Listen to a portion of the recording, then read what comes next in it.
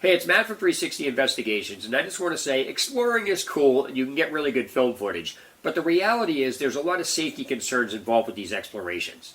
Now, I've created a very specific safety video for this particular exploration you're about to see, which I know it's a little long, but I strongly urge you to go watch the entire thing before watching the exploration. That way you understand what type of research and preparation I did. So that being said, please stay safe. A lot of other explorers don't go over. There are far greater dangers in these places than just the homeless people and the gangs. The first thing is you have to do a ton of research on the place. How old it is, what it's made out of, things like that. Most of the buildings that are before 1940 have a lot of asbestos, lead. The stairwells are usually made of like rock solid steel, so you don't have to worry about those caving in, but you still need to be careful. Just because a floor looks solid doesn't mean it is. I'm gonna go over dressing. Tight jeans on.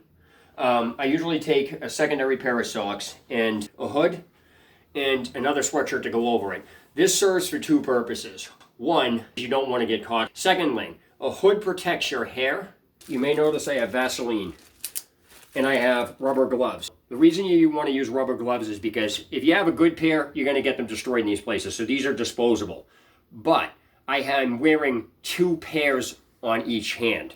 And I have extra pairs. And then on top of that, Vaseline, from what I understand, works as an insulant. So if you rub your hands with it and then put the gloves on, it serves as two purposes. One, anything that gets on it will get to the Vaseline before it gets on your hands. And secondly, it helps the gloves go on, but it should, by theory, insulate it. I don't know how true that is, but that's one of the things I read. Next, I have a hammer that I'm taking with me. Two purposes. One, if you need to get through something or like nails or things like that. And secondly, it can act as a weapon, which I don't recommend, but if you need to, that's what it's there for. It's mainly for a utility because some of these places will get demolished, so it's iffy about breaking off boards and windows and everything else. Next is the asbestos and the lead level. Even though these buildings and stuff like that have been abandoned for an extremely long time, there are still particles floating through the air which are still hazardous. Now, most old buildings, all their pipes are all asbestos, which is most of the reason why these places get closed. One of the things that I see a lot of explorers do is they don't get the proper respirator. This is a respirator that I bought online. It's pretty good. It's called a half mask and it's reusable. The filters are disposable. Now, the key factor with this is the filters need to be M100. Next is eye protection. I wear glasses, but it's mainly you use eye protection, same thing.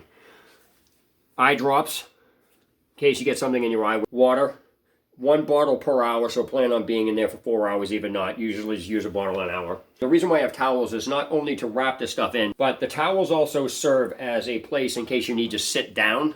You can just sit down on one and plan on leaving it. Take crappy towels. Another thing here is the trash bag. Obviously, when you get out of these places, you don't want to mix it with your other clothing because you'll have particles and stuff all over you. I have an old tent bag here which I reinforced by sewing it, but basically it's just I'm going to put a piece of rope around this and carry it around because it's something that everything needs to fit into. And so it's short, it's going to go into my back, it's going to be very easy, and it's also dark so you don't have to worry about it. So use like a piece of manila rope or anything like that, even like a belt. Now as far as the light sources, okay, these places even during the day, since they're boarded up, they're pitch black. So I have an extremely high-grade flashlight, and I have 3 other extremely very powerful light sources that it's basically going to be like daylight when I go in there. Now, the 2 mammals that you need to be aware of are rats and bats. Most likely the light will get rid of them, but that's besides the point. Now, what I do want to explain on why I tell people to use long sleeves, not so loose clothing, is because you don't want to get caught on anything.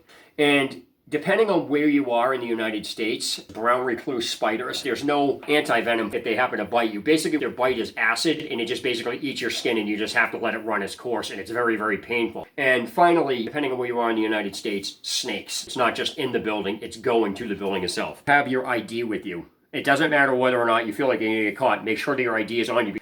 And the last and final thing is a cell phone.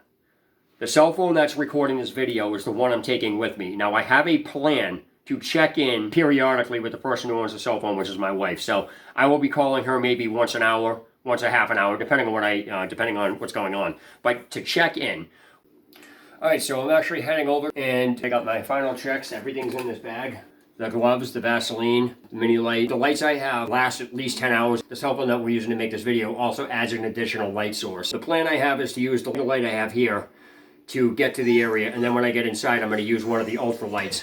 Now the next time you see the video, it'll actually be in 360. Once I have my gear on, you're not going to be able to hear me because my respirator is going to muffle what sounds, and then I'll have the camera in a very protective case as well. I'm going to get you guys some really good footage. Hopefully I don't get caught. That's the main thing I'm worried about, is actually getting caught going in there, but I don't think there'll be an issue. So now that you understand how much work goes into one of our investigations, let's go have some fun. Come investigate the creepy abandoned building with me in a way that's never been done before. 360 degrees. Remember, you the viewer have complete control over the direction of the camera, and you can look where you want, whenever you want, throughout the entire investigation. To begin your journey, all you need to do is click the link in the description below the creepy abandoned building introduction. This is Matt for 360 Investigations, and I'll see you guys inside.